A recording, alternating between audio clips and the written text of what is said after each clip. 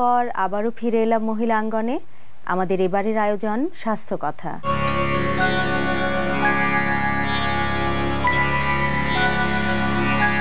স্বাস্থ্য কথায় আজকে স্টুডিওতে আমাদের সঙ্গে রয়েছেন doctor Shaila Sultana, Bangladesh medical college হাসপাতাল। আসসালামু আলাইকুম। আজ আমরা কথা বলবো ইউরিনারি ট্র্যাক্ট ইনফেকশন বা রেচনতন্ত্রের প্রদাহ নিয়ে। আপা, এই বিষয়টিকে আসলে প্রথমে একটু যদি আপনি ব্যাখ্যা করেন যেটা কি UTI. UTI urinary tract infection বা রেচনতন্ত্রের প্রদাহ বাংলায় যদি আমরা বলতে চাই, তার প্রথম আমরা জানি যে রেচনতন্ত্রটা কি। আমাদের শরীরে যে প্রতিনিয়ত বর্জ্য পদার্থ তৈরি হচ্ছে, যার মধ্যে আমরা জানি যে প্রস্রাব যে অর্গানগুলো তৈরি করছে এবং তার শরীর থেকে বাইরে নিষ্ক্রান্ত করছে, সেই পুরো অর্গানগুলোকে নিয়ে বলা হচ্ছে রেচনতন্ত্র। তার মধ্যে আছে একজোড়া কিডনি, একটা মূত্রাশয় বা ইউরিনারি ব্লাডার, ইউরেটার যা মূত্রনালী এবং কিডনিকে একসাথে করছে, এবং ইউরেথ্রা যার মাধ্যমে ইউরিনটা বাইরে বের হয়ে আসছে। এই তন্ত্রটার যদি কোথাও কখনো ইনফেকশন হয়, তখন আমরা একে বলছি ইউরিনারি ট্র্যাক্ট ইনফেকশন। তো সাধারণত ছেলেদের চাইতে মেয়েদের বেশি ইউরিনারি ট্র্যাক্ট ইনফেকশন হয়। তার অবশ্য বিভিন্ন ধরনের কারণ আছে, অ্যানাটমিক্যাল কিছু ভেরিয়েশন আছে। এছাড়া আমাদের ইয়েতে দেখা যাচ্ছে ইনফেকশনটা হয় সাধারণত ব্যাকটেরিয়া বা ভাইরাস দিয়ে, ইভেন ফাঙ্গাস দিয়েও হতে পারে। তো এই ইনফেকশনের কারণটার মধ্যে বেশিরভাগ হচ্ছে যে মহিলাদের ক্ষেত্রে যে তাদের ইউরেথ্রা ছোট থাকে, প্লাস তা অনেকে দেখবেন সব জায়গায় গিয়ে বাথরুম করতে চায় না, বাথরুম শেপে রাখার একটা প্রবণতা থাকে। পানি কম খাচ্ছে, পানি কম খাওয়ার ফলে তাদের ইউরিন কনসেন্ট্রেটেড ইউরিন হচ্ছে, এবং স্কুলে যাচ্ছে বা অফিসে যাচ্ছে বা অনেক লং টাইম বাথরুমে যাচ্ছে না, যার ফলে এই মেয়েদের ইনফেকশন হওয়ার প্রবণতাটা বেশি থাকে। আচ্ছা, তো এই ইনফেকশনের লক্ষণগুলো আসলে কি কি? খুব কমন একটা লক্ষণ যারা বেশিরভাগই করে সেটা হচ্ছে যে বার্নিং সেন্সেশন, জ্বালা পড়া হচ্ছে ইউরিনেশনের সময়। এটা অনেকেই লক্ষ্য করে, এবং এর ফলে কি হয়, একটু পানি খেলো বা একটু বেশি খেলো, এটা হয়তো ঠিক হয়ে গেল, যার ফলে তারা ট্রিটমেন্টটা করে না, সিরিয়াসলি দিচ্ছে না। তারপরে সিকুয়েলিতে যেগুলো হবে যে তলপেটে ব্যথা অনুভব করতে পারে, ঘন ঘন প্রস্রাবের ভাব ধরতে পারে, মনে হবে যে এখনই বোধহয় হচ্ছে, বাথরুমে গেল কিন্তু খুব বেশি অ্যামাউন্টে ইউরিন হচ্ছে না। প্লাস এর সাথে যদি থাকে বেশি ইনফেকশন হয়ে গেলে সাথে জ্বর, শীত অনুভব করা, কখনো পাঁজরের নিচে বা ডান পাশে পাঁজরের নিচে ব্যথা অনুভব হতে পারে। এগুলো হচ্ছে সিমটমস গুলো। এটার ফলে কি মানে কিডনি পর্যন্ত এফেক্ট করতে পারে? এটা আমি বলতে চাচ্ছিলাম যে দুই ভাগে যদি ভাগ করি, আপার ইউরিনারি ট্র্যাক্ট ইনফেকশন উপরের দিকে যেটাতে আছে কিডনি ইনভলভ হবে। কিডনি যখন ইনভলভ হবে তখন এটা পার্মানেন্ট ড্যামেজ হয়ে যেতে পারে। এই জন্য ইউরিনারি ট্র্যাক্ট ইনফেকশনকে কখনোই খুব হালকাভাবে নেওয়ার কোনো কারণ নেই। যদি কারো হয়, স্পেশালি মহিলাদের, সেক্ষেত্রে তাকে অবশ্যই ভালোভাবে চিকিৎসা করতে হবে, কারণ যাদের এই ইনফেকশনটা সাধারণত ক্রনিক্যালিও থেকে যায়, বারবার আসতে পারে। এটার বারবার আসার ফলে মহিলারা যারা গর্ভধারণ করবে, এর ফলে গর্ভধারণে অনেক ধরনের সমস্যা দেখা দিতে পারে, যেমন আগে পানি ভেঙে যাওয়া বা বাচ্চা ছোট হয়ে যাওয়া, আইইউজিআর বেবি যেগুলো বলি, এই ধরনের সমস্যাও দেখা দিতে পারে। মানে হিউম্যান সাইকেলের মধ্যে ওই মানে এই ইনফেকশনের একটা সাইক্লিং হতে পারে। যেহেতু এই বেশিরভাগ দেখা যায় ব্যাকটেরিয়া থেকে ইনফেকশনটা বেশিরভাগ ইকোলাই দিয়ে হচ্ছে।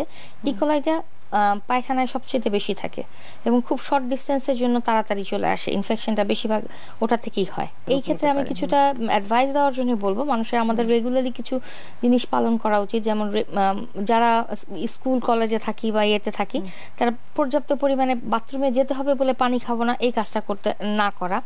ঘন ঘন আপনি যখনই বাথরুম পাবে তখনই আপনি বাথরুমে যাবেন। আসলে এটা হয় কি অ্যাভেইলেবিলিটির কারণেও হয়, যেমন আপনি হাইজিনের কথা বললেন।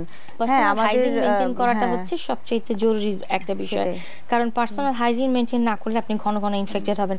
এবং ফ্রেশ ক্লিন আন্ডারগার্মেন্টস পরা, এবং টয়লেটটাও তো ক্লিন হতে হবে, হাত ধোয়া মোছার toilet paper, tissue paper use করা, এগুলো অবশ্যই দরকার। আসলে দেখা যাচ্ছে ব্যবস্থার অভাবেই অনেকে এই ব্যাপারটাতে মানে খুব অনিয়ম করছেন। আচ্ছা, এই সাবধানতাগুলোর সাথে সাথে মানে এর চিকিৎসা বা প্রতিকারটা কিভাবে হতে পারে, খুব সংক্ষেপে যদি বলেন, আমাদের হাতে খুব অল্প সময়। প্রতিকার তো হচ্ছে, যদি ইনফেকশন হয় তাহলে তো অবশ্যই একটা অ্যান্টিবায়োটিক লাগবে, সেটার জন্য আপনি আপনার চিকিৎসকের কাছে যাবেন, তিনি আপনাকে অবশ্যই একটা ভালো অ্যান্টিবায়োটিক দিয়ে দিবেন। এছাড়া যে সাধারণ যে প্রতিকারগুলো আমরা করতে পারি, পরিষ্কার পরিচ্ছন্নতা মেনটেন করা, যখনই বাথরুম চাপবে আপনার সাথে সাথে বাথরুমে যাওয়া অভ্যাসটা করা, এবং কিছু টক জাতীয় খাবার খাওয়া। সাধারণত টক জাতীয় খাবার খাইলে ব্যাকটেরিয়া ইনফেকশনটা কিছুটা হলেও প্রিভেন্ট করে। আর বেশিক্ষণ ইউরিন জমা থাকলে ওই জমা ইউরিনটার মধ্যেই আসলে ব্যাকটেরিয়াগুলো গ্রো করে যায়। এজন্য এই ব্যবস্থাগুলো যদি নেওয়া যায় তাহলে আমার মনে হয় আমরা কিছুটা হলেও ইউরিনারি ট্র্যাক্ট ইনফেকশন থেকে বাঁচতে পারবো। আপনাকে অনেক ধন্যবাদ স্টুডিওতে এসে আমাদেরকে সময় দেওয়ার জন্য। ধন্যবাদ আপনাকে। দর্শক, ডক্টর শায়লা সুলতানার কাছে ইউটিআই বা ইউরিনারি ট্র্যাক্ট ইনফেকশন সম্পর্কে জানলাম। আসলে আমরা এই ব্যাপারে আরো সচেতন হই। এবারে চলে যাব পরবর্তী আয়োজন আলোচনায়।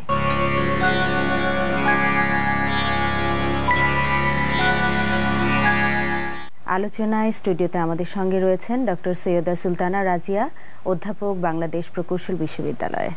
আসসালামু আলাইকুম। আমাদের আসলে আজকের আলোচনার বিষয় হচ্ছে চরিত্র গঠন। তো আমরা উন্নত চরিত্রের কথা বলি, চরিত্রবান মানুষের কথা বলি। তো আসলে চরিত্রবান মানুষ বলতে কি বোঝায়? আগে ট্র্যাডিশনালি চরিত্র বলতে বাংলাদেশে আমরা নারী বা পুরুষের ক্যারেক্টার বলতে, যেটা তাদের বিয়ের প্রতি যে লয়ালিটি, স্বামী বা স্ত্রীর প্রতি লয়ালিটি, এই জিনিসটা বুঝি জেনারেলি, যে অন্য নারীর সাথে পুরুষের কোনো সম্পর্ক নেই বা পর পুরুষের সাথে কোনো নারীর সম্পর্ক নাই। মানে এটা সামাজিক দৃষ্টিকোণ থেকে আমরা চরিত্র বলতে কিন্তু ট্র্যাডিশনালি এটাই বুঝতাম। ইসলামে একজন মুমিন বা ইমানদার মানুষের চারিত্রিক বৈশিষ্ট্য বলতে প্রথম বৈশিষ্ট্যটা হচ্ছে তাকওয়া। তাকওয়াবান লোকের বা মুত্তাকি লোকের একটা বড় বৈশিষ্ট্য হচ্ছে সে যে কোনো কাজ বা কথা বলার আগে যাচাই বাছাই করবে, এবং কোনো একটি কাজ করার আগে আমরা যেন জেনে নেই কাজটি সঠিক বা সঠিক না কোনটা, সেটা আমরা যেন জেনে নেই। এই যে যাচাই বাছাই করা, সচেতন হওয়ার যে একটা বৈশিষ্ট্য, এটা কিন্তু মুমিনের চরিত্রের একটা অংশ। মানে এই যাচাই বাছাইটা এমন না যে আমি সন্দেহ করব না, আমি জানতে চেষ্টা করব করা সব সময়। এবং যাচাই বাছাই করাটা ছেড়ে দেওয়া মানে হচ্ছে আমরা আল্লাহ সম্পর্কে সচেতন না, আমরা যা শুনছি তা বিশ্বাস করছি, যা ইচ্ছা হচ্ছে তাই বলছি, যা ইচ্ছা হচ্ছে তাই করছি। আমরা যে এটা সঠিক না ব্যাঠিক এটা দেখার জন্য যথেষ্ট এফার্ট দিচ্ছি না, যথেষ্ট মানে কোনো বিষয়ে জ্ঞান না থাকলেও আমরা করে নিজের একটা কিছু বলে দিচ্ছি। এটা একটা প্রধানতম বৈশিষ্ট্য। তারপরে আমি সূরা মুমিনুনের যে 1 থেকে 11 নম্বর আয়াতের মধ্যে মুমিনের বৈশিষ্ট্য খুব সুন্দর করে আল্লাহ তাআলা বলছেন, আমি একটু তুলে ধরছি। প্রথম বৈশিষ্ট্য আল্লাহ তাআলা বলছেন যে বিনয় সহকারে নামাজ আদায় করে যে, এবং শেষ বৈশিষ্ট্যও তাই, যে নামাজকে হেফাজত করে। ব্যাপারটি হচ্ছে যে আমরা অনেক সময় বলি যে আমি তো এমনিতে ভালো, আমার চরিত্র খুব ভালো, নামাজ না পড়লে কি হয়, অন্য মানুষ নামাজ পড়ছে কিন্তু সে তো মিথ্যা কথা বলছে। এই কথা আমরা বলতেই পারি, কিন্তু আল্লাহ তাআলা বলছেন যে চরিত্রবান হিসেবে, মুমিন হিসেবে তুমি যদি এন্ট্রি চাও তোমাকে নামাজ দিয়ে শুরু করতে হবে। সেকেন্ড যে বৈশিষ্ট্য বলা হচ্ছে, ইটস ভেরি ইন্টারেস্টিং, সেটা হচ্ছে অর্থহীন কথাবার্তা থেকে দূরে থাকে। তারপর জাকাত প্রদান করা। আমাদের মাঝে জাকাত দেওয়ার প্র্যাকটিস কমে গেছে, সেটা যদি থাকতো আমাদের দরিদ্রের সংখ্যা কিন্তু কমে যেত। তারপরে আসে চেস্টিটি বা ক্যারেক্টার, যেটা আমরা বলি ট্র্যাডিশনালি, যে নিজের পবিত্রতা রক্ষা করা। আমরা জানি আমাদের দেশে বেশিরভাগ নারী পুরুষ বিয়ের বাইরে তাদের সম্পর্ক নেই, তারা আল্লাহর ওয়াস্তে বিয়ে শাদী করে সেখানেই তাদের যে শারীরিক প্রয়োজন সবকিছু তারা মিটান, এবং ভালোবাসার মাধ্যমে সেটা চলে। কিন্তু আজকে আমরা বিদেশি সংস্কৃতি দ্বারা প্রভাবিত হয়ে ডেটিং বলি, ফ্রি মেলামেশা বলি, এগুলি আমাদের সমাজে কিন্তু ঢুকাচ্ছি আমরা, এবং আমরা খেয়াল করছি না। এটা অবশ্যই কোরআন দ্বারা এটা নিষিদ্ধ করা। মুসলমান হিসেবে আধুনিকতার নামে আমরা এটা একসেপ্ট করতে পারি না। তারপরে আসে আমানত রক্ষা করা। এই আমানতদারিতা, এই কথাটা আমাদের সমাজ থেকে উঠে গেছে। আমরা আজকে কাউকে কোনো কথা দিয়ে যদি রাখি, আমরা ধরে নেই কথা সে রাখবে না। কাউকে কোনো জিনিস যদি গচ্ছিত রাখি, আমরা মোটামুটি ধরে নেই যে এই জিনিস আর ফেরত পাবো না। মানে আমাদের সেই বিশ্বাসের জায়গাটুকু চলে গেছে। তারপরে প্রতিশ্রুতি রক্ষা করা, এটা একটা বৈশিষ্ট্য। সো এই জিনিসগুলি একজন ভালো চরিত্রের অধিকারীর বৈশিষ্ট্য হওয়া উচিত, এবং ইসলাম সেইভাবেই আমাদেরকে বলে। ইসলাম চরিত্রকে ঠিক কিভাবে বিশ্লেষণ করে? সামাজিক দৃষ্টিভঙ্গিতে একটি মাত্র কথার আক্ষরিক অর্থকে আমরা শুধু গ্রহণ করেছি, বাকিটাকে করতে পারিনি হয়তো, বা পেরেছি কিনা। আপনি এই বিষয়ে যদি কিছু বলেন যে এখন চরিত্র গঠনে আমরা আসলে কতটুকু সচেষ্ট, বা চরিত্র কথাটার আদৌ কতটুকু মূল্য আছে বর্তমান সমাজে? এটা আসলে আমরা ইভেন আমরা যখন 10-20 বছর আগে আমরা যখন ছাত্র ছিলাম বা স্কুলে বা ইউনিভার্সিটিতে ছিলাম, তখনও চরিত্র গঠনের কথাটা আমাদের মাঝে ছিল, কিন্তু এখন চরিত্রের ব্যাপারটা আসলে ইম্পর্টেন্স পাচ্ছে না। কিভাবে? যেমন সততা, অনেস্টি যখন আমাদের শেখানো হতো, এখন অনেস্টি মানে কিন্তু আমরা বোকামি মনে করি। যে লোক বোকা সে সবসময় সৎ থাকার চেষ্টা করে। আরেকটা জিনিস হচ্ছে যে অনেস্টিটাকে আমরা প্রশংসা কিংবা পুরস্কার কোনোটাই করছি না। মানে কেউ যদি সৎ হয় তাকে প্রশংসা পাওয়ার যোগ্য সে এবং সে পুরস্কৃত হওয়ার যোগ্য, সে কাজটি কিন্তু করছি না। তো এটা যদি না করি মানুষের চরিত্রের ব্যাপারটা থাকবে না। এই যে চরিত্র আমাদের নষ্ট হয়ে গেল, আমরা বাজারে আজকে কিছু কিনতে গেলে আমাদের সবসময় মনে হয় আমাদেরকে ঠকিয়ে দিচ্ছে। মানুষের মনের প্রহরতা আরেকটা মানুষ দিতে পারে না। এই যে আমাদের চরিত্র নষ্ট হয়ে গেল, এটা কিভাবে ঘটলো?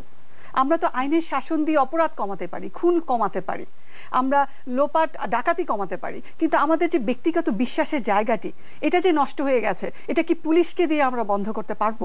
এবং চর্চা সেই জায়গায় আমাদের ধর্মীয় মূল্যবোধের ব্যাপার আছে, সেই জায়গায় আমাদের শিক্ষা ব্যবস্থার ব্যাপার আছে এবং আমাদেরকে বুঝতে হবে যে কোন ভুল আমাদের হলো, যে আমাদের পারিবারিক মূল্যবোধ, ধর্মীয় মূল্যবোধ, সেই সাথে শিক্ষা থেকে যা পেতাম আমরা, সেটা আমাদের সমাজ থেকে চলে গেল।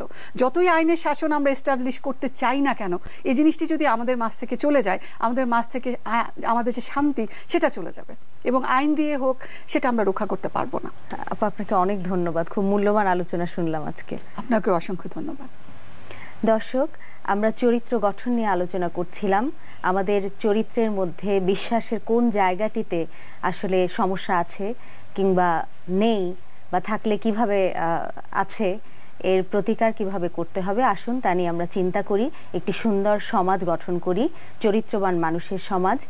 আমাদের অনুষ্ঠান সম্পর্কে আপনাদের মতামত, আপনাদের ভালো লাগা মন্দ লাগা জানাতে আমাদের সঙ্গে যোগাযোগ করুন এই ঠিকানায়। পরিচালক মহিলাঙ্গন, NTV, BSEC ভবন, 7ম তলা, 102 কাজী নজরুল ইসলাম এভিনিউ, কারওয়ান বাজার, ঢাকা 12-15। এই ছিল আজকের মহিলাঙ্গন। ভালো থাকুন, সুস্থ থাকুন। পরবর্তী অনুষ্ঠান দেখার আমন্ত্রণ রইল। আসসালাম।